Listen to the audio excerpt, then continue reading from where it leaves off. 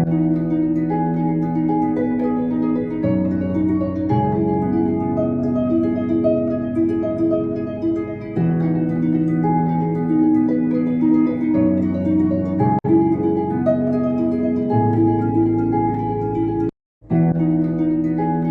just went on a tangent. That wasn't really meant to be the context of today's video, but hey, hopefully you guys can still see me. I really, with all honesty, share what I'm sharing because I love you. Because I want you to be healthy. I want you to actually cope, and I want you to operate as human beings, not as robots, not as zombies, because God gave us a heart that is of flesh and it pumps blood through all of our body, and that blood carries oxygen, which gives life and allows our body to function. You're not a zombie without a flesh, without a brain. Like, you actually are human and you have a spirit. So I say this with love. Some people will encourage your bad habits, your bad behaviors, because they may not know better. They may know better, but they generally don't care. But I do. If you feel like nobody cares about you, I'm here to tell you that I care about you, and I care about your well-being. I care about your sanctity. I care about your welfare, and I want to see a lot of young people, all young people, thrive and to live very long, fulfilling, flourishing, prosperous lives. But in my opinion, health is wealth. Like, you can't even make money if you're not healthy. So it really does go hand in hand with each other. You need to be healthy in order to even live every day and do the things you want and chase your dreams. Otherwise, to what means is it? Life will constantly throw you curveballs, and just recognize that first, principally. Like, life is hard. Life will have its challenges. But once you understand that, can you equip yourself with the tools, with the abilities, and even the capabilities, oh my gosh, my baby is so cute, to allow you to actually carry on. And the good thing about being a believer is that you know that you have a God that is serving, and he goes forth in every battle, and in knowing that he has already won each and every battle. The battle is already in his victory. So even though life is hard, you know that God is victorious, and you know that God is for you.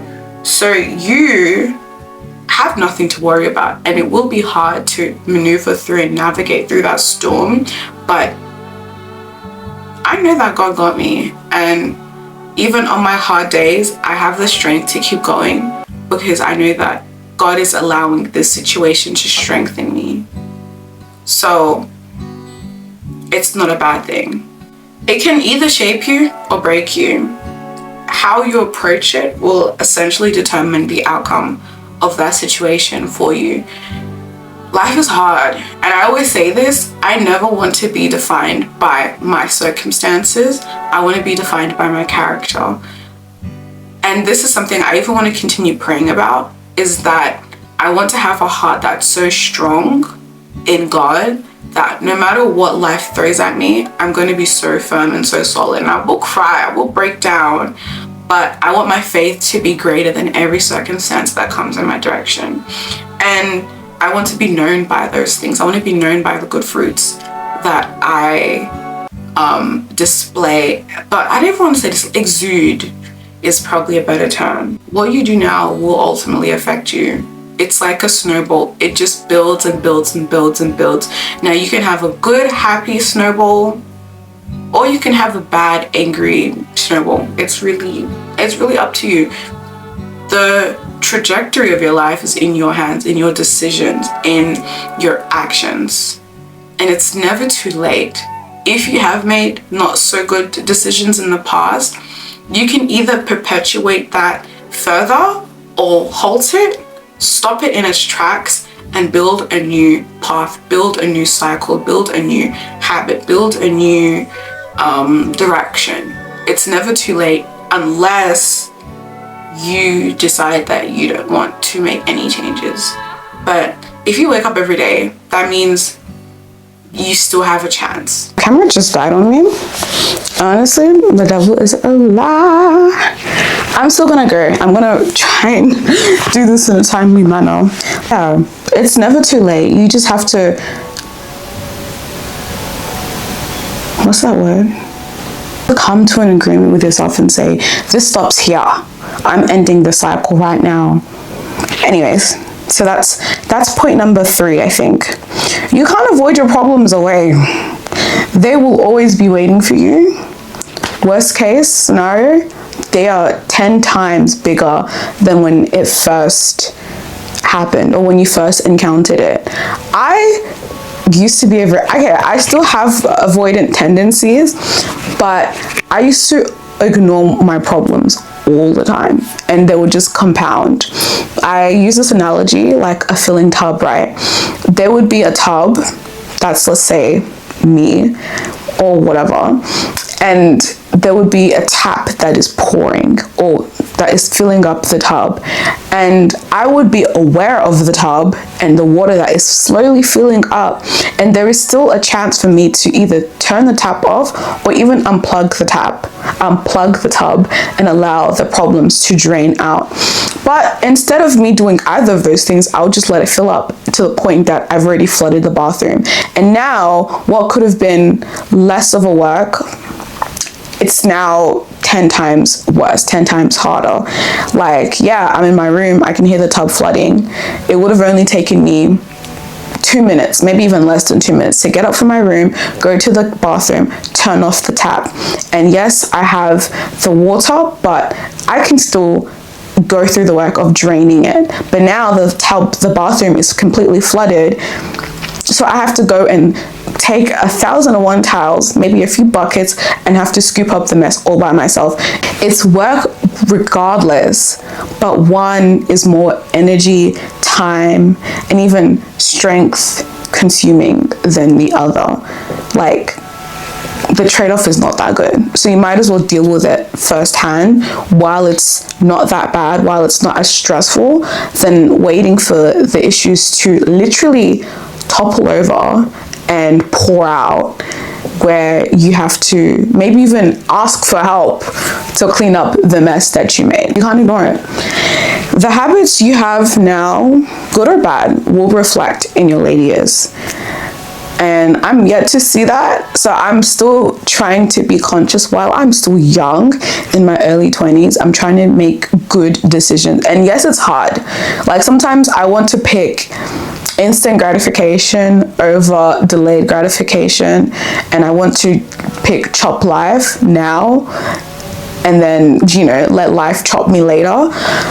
And that's even a discipline in itself. But while I'm still young, while I'm still malleable, I'm trying to be very conscious of my decisions, and that even includes the people I keep around me, like my friendships. Like, these people, these environments, these situations I allow myself to be in, even the decisions I make will take effect later on. Even if I don't see it now, I will definitely see it later. And once I'm in that place in my 30s, 40s, I'll either thank myself for it or be deeply regretful. But even with that regret, I have to live with it and move on. I want to live a life in my later years where I thank me now for doing the things that I did, or even not doing the things. You only live once is true, but I think it's more worthwhile having a life that you're very satisfied with and content with and happy with. So live it to your fullest, but not to your detriment, even if it's just for a moment of wildness. I don't know, whatever you want to call it. You are young, you are wild, you're free, but you're not always going to be young, wild, and free. Like, your body will either thank you for it or hate you for it, and you will have to suffer the consequences of it. Put the substances down, put the alcohol down, put the vape down, put the ganja down, put whatever it is you're doing, put it down. That is not helping you. That is literally killing you. It's killing your mind, it's killing your body, it's killing your spirit. It is literally killing you. It makes you feel good, but it's quite literally killing you. And I'm not going to be that person who's like, if you don't care about yourself, then do whatever it is. No, don't stop. Please, put it down. It's not good for you. It's not good for you. It makes you lazy. It makes you slow. It decreases your cognitive functioning. You can't even think for yourself. You can't even do the next task without having to hit the vape. That is not normal. You have the functions to do basic things without it. But now you're dependent. Put it down. Put it down. If you're addicted, go on your knees, pray to the Lord for release. There is freedom in Jesus Christ, and it will take time, and you might have to really fight it and even get accountability and get help to learn how to wean off this thing, but it's not healthy for you. If you can, if you really aren't that addicted, put it down. If it's not helping you, it's deterring you, it's hindering you, put it down. You don't need it. You really don't need it. And I don't need to know what it is you've gone through. Put it down. It's not healthy. It's not healthy. And I'm not going to make excuses for it. And I'm not going to allow excuses for it, because if you love yourself and you want better for yourself, you would start considering the things that are not acting as facilitators to allow you to get into those places. It's not good for you. Put it down, please. For the love of God, put it down. I say that with complete love. And really ask yourself and assess, like, if this is how I'm coping, how then the next 10, 20 years am I going to cope with the other demands of life or the harder demands of life? Because after a while, these vices are going to become something we're immune to. So then you might even go start searching other things, more stronger substances. And then you'll find yourself addicted to even more concerning and illicit substances. Like, no, it's not worth it, and it's not healthy. And you're so young and you are so impressionable. Like, if you make changes now, you will thank yourself in your 30s, 40s. Like, and make that change today. Like, don't say when I'm at this age or when I'm here, because tomorrow really isn't promised. So you don't even know if you're going to make it to that far. And I know we hear in songs, they glamorize these things. TV shows, they glamorize it. That's television. Life has real consequences.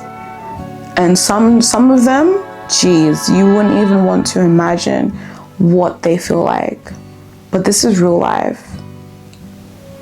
And just knowing that there are people in their young teens drinking and vaping is like, my goodness, your brain hasn't even fully developed. 25, 26 is when our brain is essentially fully developed. So imagine all these things you're doing to your brain that probably is delaying that growth, delaying that maturation. Like, and I feel like education is very important when it comes to discussing these things as well, because the more people know, the more they're able to act on things and prevent certain things in their lives. I think that's all I'm going to say for like the hard, heavy stuff. And I'm going to go into like the good and more helpful tips and advice on how to cope. Number 1, learn to sit and navigate through discomfort and mundane. When you're somebody who's so used to chaos and disorder, peace feels like an attack. Peace feels like suffocation. Peace feels like prison, because you've viewed freedom as something that is unattainable and even just a myth, and it's imaginary. But once it's now given to you, once you are able to sit with yourself, you don't know what to do. But learn to sit through the discomfort of being uncomfortable. Learn how to be uncomfortable with being uncomfortable. And then once you're able to do that, you can sit comfortably in that discomfort and navigate the emotions. Not every emotion requires action. Sometimes you just need to sit. Sometimes in your anger, you need to sit. You don't need to lash out. Feel that. Feel it. Let it burn through you. But then it will transpire and it will leave you and you'll be fine. And cry if you need to cry. Vent to yourself if you need to vent. Sometimes even before you go talk to friends, let it out. Process it first with yourself. Learn to sit through that. And I feel like once you're able to, I don't even want to say master, but we're going to say that for lack of a better term. Once you've learned to master regulating your emotions, you can actually navigate life so much easier. Now, it's not a comfortable thing to do, even with practice and discipline. Some situations that you may face are far beyond you, and it can be even more confronting because it's like, oh my gosh, I don't know what to do with this. This is beyond me. But learn to sit with that and be like, this is new. This is uncharted territory. This is unfamiliar territory. Okay, this is different. And start having even inner dialogues with yourself. And that's really healthy. That's healthy regulation. Learn to regulate your emotions. Once you do that, you will learn that I don't need to rely on these substances. But get into the rhythm of sitting, navigating, and processing your thoughts, your feelings, your emotions. If you want to write it out, write it out. If you want to record yourself, do that. Learn to sit and cycle through those things over and over again. And it's something you want to do for the rest of your life. Regulating your emotions, you have to. Another thing is to find support, healthy supports, and even vices. I don't want to use vices because it's typically a very negative thing, but healthy strategies, like a little distraction, a little good distraction is not bad. Like going for walks are really good. It has both physical, emotional, mental. Honestly, it fills out all the different well-beings. Walking is really good. If you need a break for 20 minutes, that's a really good coping mechanism or strategy that you can do. You can even do that with people. Sometimes we do need to disconnect to ease our minds, and that is good for me. I like going to the beach and I like sitting by the water and just disconnecting from the world so I can be attuned with my inner state and pray and talk to God. Disconnecting is good, but as long as you come back, you reconnect, and you're able to face and overcome whatever obstacle it is that you need to overcome. Every good distraction is good, but don't overindulge to the point you've now just started avoiding your problems. No, but sometimes you need to disconnect for a bit. It has to be a set time, and you also have to have a set time when you're going to also face whatever it is you need to face. Kind of going back to the discomfort thing, that not every aspect or day of your life needs to be exciting, enticing, or even chaotic. Like, it's okay to have calm days. Calm days are good. Slow days are good. Days when you're not even talking to people are very, very good. You don't need to constantly be chasing stimulation to feel fulfilled. Like, you can find fulfillment in the slow things. You can find fulfillment in the quiet days, even the sweet nothings that you have in conversations with people. Like, not everything needs to be overstimulating. Sometimes when we chase that, we don't know how to find peace in the things that are actually peaceful. Constantly chasing overstimulation can be unhealthy as well. You need to have a good balance of both. Like, you don't need to always... Boring is actually okay. Like, boring is okay. Boring is healthy. And I've definitely learned that a lot this year. I don't experience FOMO because I'm like, I don't need to be in every space, every environment, every event, everything. I don't need to be there. I can simply be at home with my baby. And that is good enough for me. I'm someone who is very comfortable being by herself. Like, I'm very comfortable with that. Like, I definitely had to learn that again after being in a relationship. But through trial and error, I've learned, and I'm very comfortable. I actually feel a lot more liberated, and I feel more of myself when I'm not constantly wondering or worrying about such and such and this person. Like, I need to... No, I'm like, I'm chilling. I'm calm. I'm cooler. Order equals peace.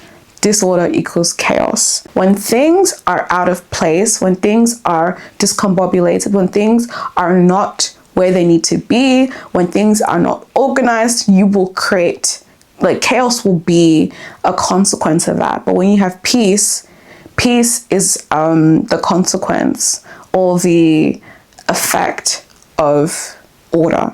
So when you order things in your life, when you order friendships, situations, jobs, demands, priorities, you have peace. Some people live in chaos because there's no order. But once you have that, even when chaos comes, you will not be panicking, you will not be all over the place. You might feel a bit uncomfortable, but you're able to navigate things a lot more seamlessly because you have things set. You've compartmentalized things. You have delegated, put things where they need to be and where they need to be positioned. So you look at some people and you're like, wow, like they look stress-free. They may be stressed, but because they've delegated things, they've compartmentalized. I don't know why I can't say the word. Compartmentalized things. It's made their lives easy. And it's not just like tasks and stuff and obligations, even physical things. I don't worry about my keys because I have designated locations for my keys. So my keys are either on my plate. Right now they're a panic attack. I usually keep them on my plate or I keep them up at the front of the house. So I'm never stressed out. Like, even if I wake up and I don't know where my keys are, I know there are 2 places where they can be. And I'm never stressed out about where my keys are because I know exactly where I've placed them. I've compartmentalized them and they have designated locations. So I'm never stressed out about that. And that can be the same with friendships. That can be the same with everything, every other aspect of your life. When you've designated them to certain places, you know where to go, where to find it, whom to go to, for what, and for this and for that. So you're not stressed, or you're not excessively stressed, if that makes sense. Yeah. But evaluate the aspects of your life that are creating unnecessary disruption that you can offload. And even with that designation, some things gotta go. Like, you know how we do like spring cleaning in our homes? Sometimes we need a good deep spring, winter, summer, autumn deep clean and just remove things that are just taking up space. You're hoarding people, you're hoarding situations, you're hoarding jobs that are just taking up your energy and draining you. Some things in your life are draining you because they're just up in the gray. They're just in the gray area, taking up your energy, taking up your space. But it's unnecessary. Even one thing I like to do is delete phone contacts off of my phone because it's taking up my space. And I'm wondering why my phone storage is constantly being used, because there are certain apps, certain contacts, certain photos, certain things that are taking up my space just in the background. I don't even know that it's happening or that's what it's doing, but it is. And so I've learned to get into the habit of clearing my emails, clearing photos, clearing things that I just don't need but are taking up my space, taking up my energy. And with that, I'm able to walk with more clarity. I'm able to walk a little lighter because I know where my energy is going to. Some of you don't know your energy is being expended on things, people, situations that don't need that energy or even at all. And learning to offload and evaluating those different things, those aspects, and which ones you should keep and which ones you should leave and let go. And that's another way you can create order and peace in your life. Indulge in the healthy things. Have a nap during a long week. These are healthy things you can do to help yourself prevent burnout, to spread out your energy a little bit better throughout the week, and take care of your mind, your body, your soul, so that you don't become dysregulated, angry, frustrated. You got to take care of yourself. And these are small things you can do. You can go for long walks. I mentioned that earlier. Make yourself a homemade meal. I feel like cooking a meal from scratch that you've taken your time, your energy, and is healthy actually does so much for me and makes me feel so much better about myself. Drink water daily. eat your favorite snacks, watch your favorite comfort film or show, call a friend and you can yap for hours. Again, those sweet nothings can be so good for you. Like, you just offload and you just feel so much lighter. I really love those things.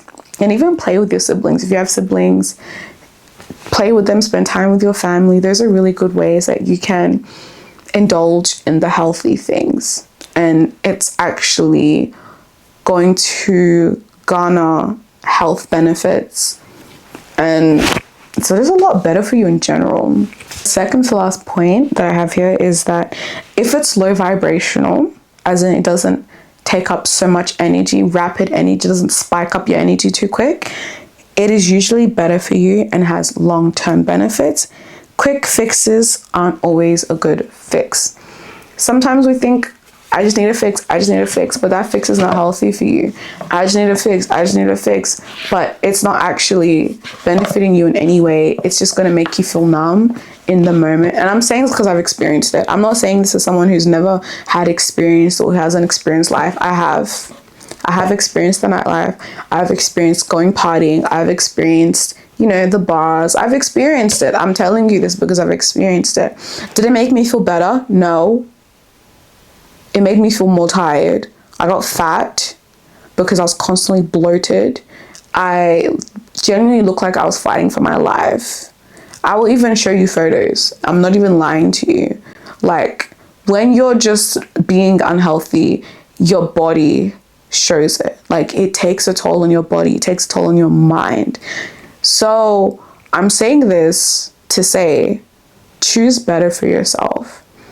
And you will see the results long term. But as you know, you're building your tolerance in the process. And it's the journey of just becoming a better person than the race of just looking, feeling better. And the last point I want to make is that we need to look at stress management holistically. It's not just the one thing, like going to the gym. It's a bunch of things. It's a conglomerate of actions, behaviors, attitudes, even a paradigm shift of the way that we operate life. And don't look at social media all the time for advice or for the example of how you should live, because in my 20s, I'm apparently meant to be young and turned, making bad decisions, making bad financial decisions, doing what with my body with whoever, and all these things that they're advising you. That's not good. Just because I can, just because I'm young, doesn't mean I should.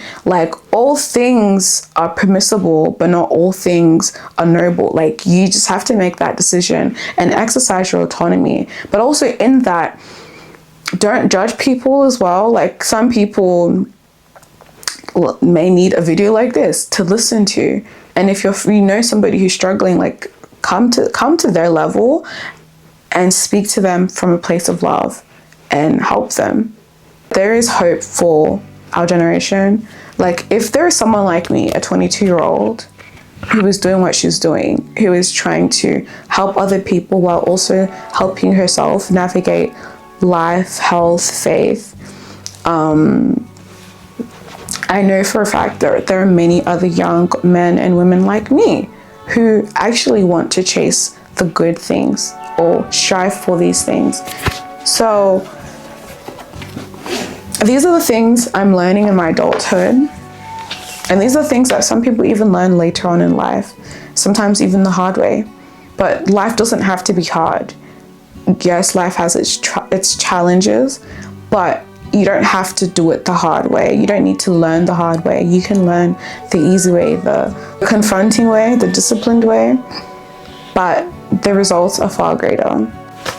That's all I have for today's episode. I hope you guys enjoyed, and take care of yourself. Please let me know if you've learned, if you took anything from this, any insights that you've gained from this video, and I will see you in the next one. Please be sure to subscribe, share, like this, because I believe that this can help somebody. And if you feel like you've been touched, please share that with somebody else, and let's build this community. Let's build some engagement, and I will see you guys in the next video. Bye.